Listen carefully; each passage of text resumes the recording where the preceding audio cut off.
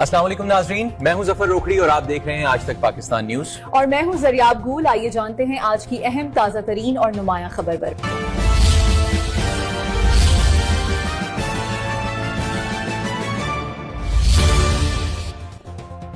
ہیرا اسکول سوہاوا میں یوم آزادی کی پروقار تقریب۔ ہیرا اسکول سوہاوا میں پاکستان کے 79ویں یوم آزادی کے موقع پر پروقار تقریب کا انعقاد کیا گیا۔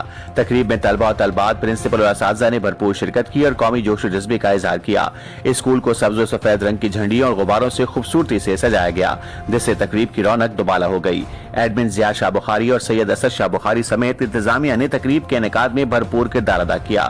رپورٹ امداد چوہان۔ سوہاوا میں ہیرا اسکول کے زیر اہتمام پاکستان کے 79ویں یوم آزادی کی مناسبت سے پروقار تقریب کا انعقاد کیا گیا، جس میں بچوں کی بڑی تعداد کے ساتھ پرنسپل اور اساتذہ نے بھی بھرپور شرکت کی۔ تقریب کے موقع پر ایڈمن ضیاء شاہ بخاری نے خطاب کرتے ہوئے یوم آزادی کی اہمیت، قیام پاکستان کے مقاصد اور وطن عزیز سے محبت کے حوالے سے اپنے خیالات کا اظہار کیا۔ 14 اگست کے دن کے اوپر جہاں پاکستان تقریباً 80 سال کا ہونے جا رہا ہے، آج خوشی کے ساتھ ہیرا اسکول کے یہ طلباء اور اساتذہ نے یہ تقریب سجائی ہے۔